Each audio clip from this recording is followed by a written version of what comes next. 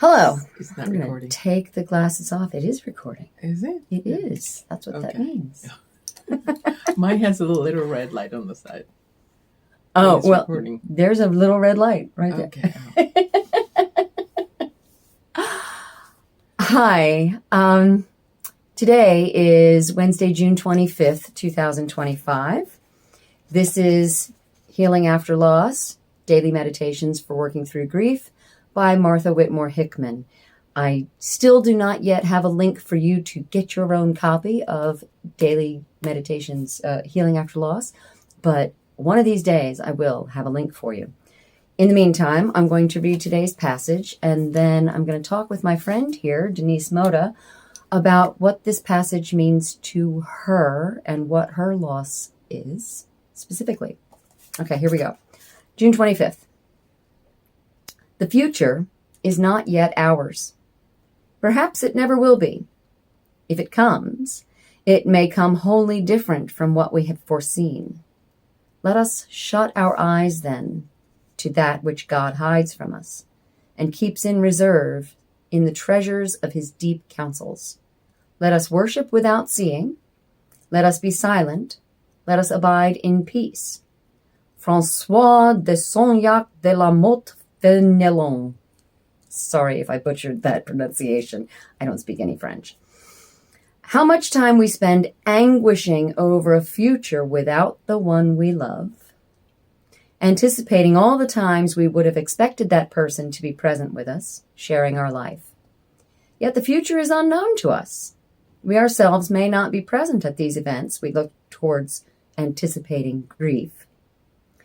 Why spend the energy of our lives on an unknowable future when the present world lies all around us, moment by moment, day by day? There is grief enough here. But we do not need to compound that grief by projecting ourselves into a time beyond our knowledge or control. I feel a wonderful freedom when I stop imagining my future sadness and live only in the present. So, what this means to me is it's very appropriate for my friend Denise. So we're going to talk to Denise. As you know, if you've been watching, I lost my cat about a month ago. Smokey crossed over the Rainbow Bridge about a month ago. And when I talked to my friend Denise here a couple weeks ago, she mentioned that her son is going off to college.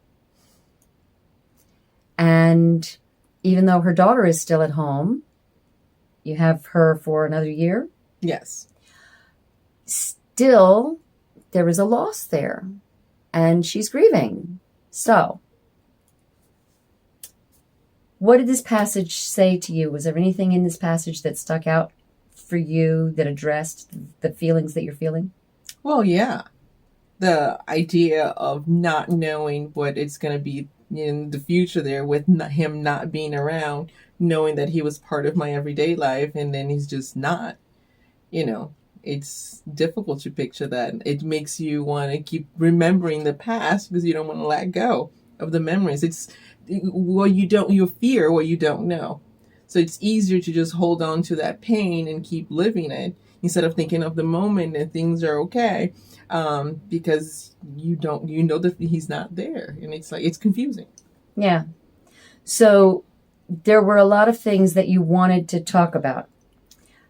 She's been cleaning. She's been on a cleaning rampage. Yeah. Okay, well, my son just graduated high school like 3 weeks ago and left for college 2 weeks ago. And I know it's not a big deal. It's just like he's just a child. He grew up and he's moving on. And yes, I'm going to see him, soon. It's not a loss. And like he's, like I haven't lost anybody. But I have, because that person that I gave birth to that has been in my, life every single day is now gone. And it's empty, and it feels empty in my heart. It's just too much, but it really it's like there's a hole. It's like his presence is not there, and it's So my way, like coming up the stairs in my house, the first thing you see is his bedroom. And every time I walked up the stairs and I saw that room just sitting there with that empty bed and, empty shelves, it was just killing me. It was breaking my heart. So I decided that I needed to do some healing. And the best thing that I could do for me was to not see that. And, so I decided to just clean. I feel like physically cleaning your house is really good for your soul, for your spirit. It's like for your energy. It's like you're cleaning your energy, you're cleaning, but you're also cleaning the inside. Hashtag your mileage may vary. It's not, you have to start cleaning to heal your soul. Yeah. It's just, this is what works for Denise. That's what worked for me. And I didn't even know it would. I just felt like I need to do something to just, accept the fact that everything was okay. It was just life, that he's 18 years old. It's time to move on, and I was going to be okay. And that was part of the moment. It's almost like, you just read the moment. I have to be in a moment. A moment right now is that things are okay. Yeah. And I need to be okay with him not being there. So just changing things around, and again, cleaning helped me. Yeah. So yeah, that's what I did. I mean, I didn't necessarily clean after we lost Smokey, but I very much did go through the house and collect all of the things that reminded me of Smokey, knowing that he wasn't coming back. So I rehomed all of his cat trees, all of his scratching posts, all of his toys that I could find. I'm probably still surrounded by toys, but I don't see them, so they don't affect me.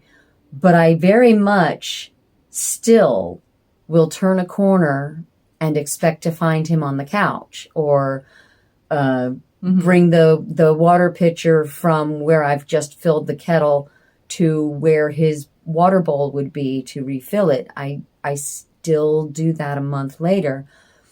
And so the situation for me is different from yours. It is very much a loss that I have to completely grieve. But even though your son hasn't died, it is still very much a loss. It is. And for you to see his empty bedroom, you could easily have just shut the bedroom door. You could have. Could have. But you chose to work through that grief by cleaning, changing things around, by rearranging, by packing things up or unpacking things or doing whatever. A lot of empty nesters will turn that child's bedroom into an office, or turn that child's bedroom into where they're going to have their treadmill and their rowing machine live, and their free weights, all of those things. And then the kid comes home from college at the first break and is like, Mom, where's my bedroom? Where's my stuff? Yeah. So at least you haven't done that.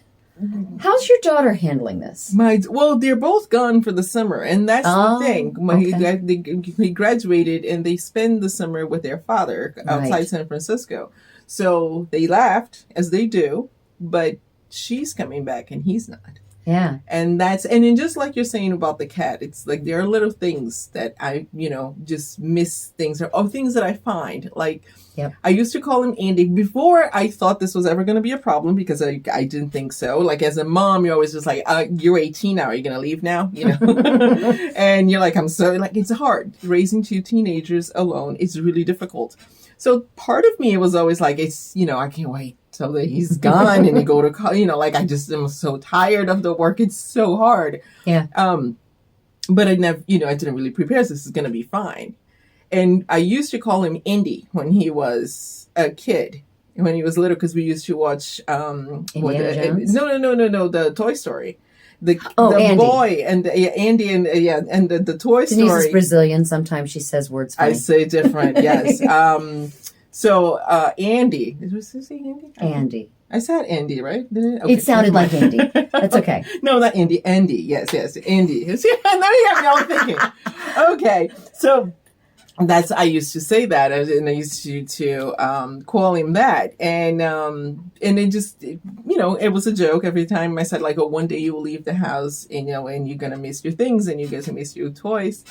And before he left, he went and got a little Toy Story toy. And it's so silly. And when this okay. happened, It's okay. and he left it for me on them. And so it's like, Andy's gone, and he's okay, and he drove off, and so It's okay. So it's the little things that you find, like you said, you did the cat toys around the house. You find it's the same thing. I found something that, So Thank you for sharing that. Of course, and it's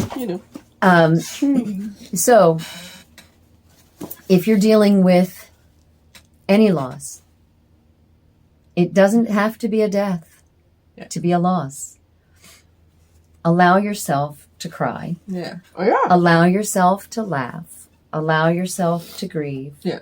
And I said that when he just laughed. I'm like, I wanted to do the cleaning, but that took me a few days. Like, sure. For the first day or two, I just sat there and cried. And I know it sounds like a lot, but I was like, I'm going to let myself feel this because I need to know what it is. I'm just not going to wipe my tears. And I'm going to sit here and let it go and feel what it's like. What am I going through right now? So I can identify later in the, that, what feeling I was, having. I feel a wonderful freedom when I stop imagining my future sadness and live only in the present. Mm-hmm. So with that, is there anything else you need to say? That again, like you said, it's just not because you lost someone it's not death. Losing somebody just means that person is no longer part of your everyday, and and it hurts, and it's okay to admit that you're hurting. Yeah. And, it's a valid feeling, and you should try to understand others going through the same thing, and just, give them space at the same time, try to reach out and be there. Yeah. She did. So this is how I like to close every episode. Thank you. Thank you for being here. Thank you for watching. If you have anything to say, if you'd like to be a guest on my stage, reach out in the comments. If you are getting benefit from this, then please subscribe, like, share, do all the things that YouTube asks you to do. I love interacting with you, my audience. And one of these days there will be a link for this book for you to get your copy. But I just want to remind you, in the coming week, take care of yourself, go with grace, and I'll see you next week.